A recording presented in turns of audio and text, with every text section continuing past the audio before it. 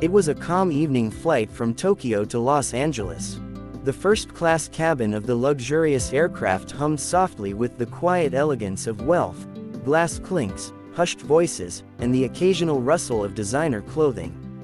Among the few passengers seated in the spacious section were two of the world's most recognizable figures: Elon Musk, the tech visionary, and Keanu Reeves, the beloved actor known for his humility as much as his action films.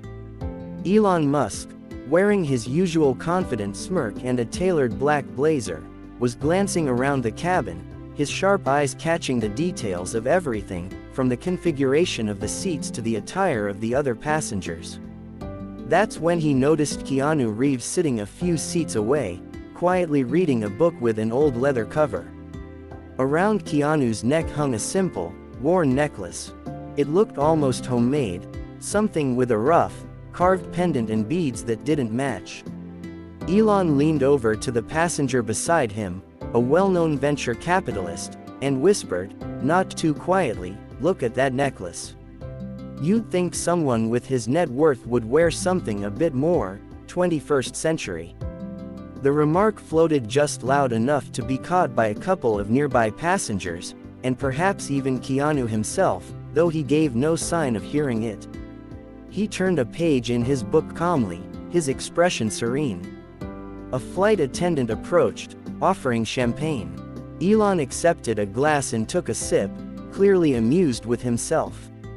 The room felt a little colder, though no one said anything. The laughter from Elon was subtle but unmistakable, his ego filling the space like fog. Minutes passed. Keanu closed his book slowly and looked up. His eyes met Elon's, not with anger or embarrassment, but with a calm curiosity, like a teacher about to answer a student's foolish question.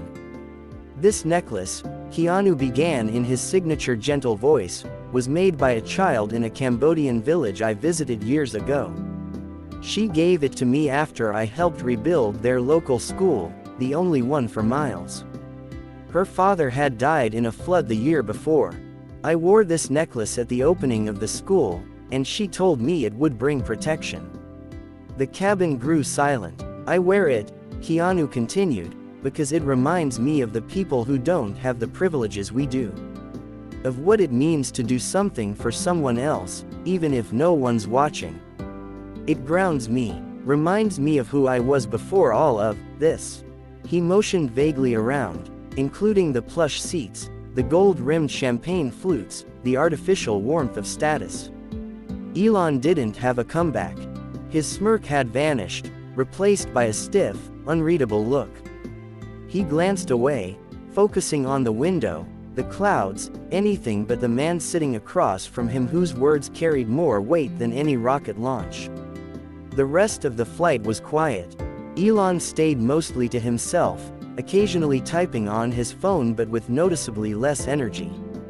Keanu returned to his book, the small, weathered necklace still resting gently against his chest. By the time they landed in Los Angeles, the story of that brief conversation had already started to spread among the elite circles. Some called it a lesson in humility. Others called it a reminder that true class is silent. It doesn't need to boast, it doesn't need to mock. And as they both stepped off the plane and went their separate ways into the flashing cameras and luxury cars, it was Keanu's calm, kind presence, not Elon's bravado, that stayed with everyone who had witnessed that moment.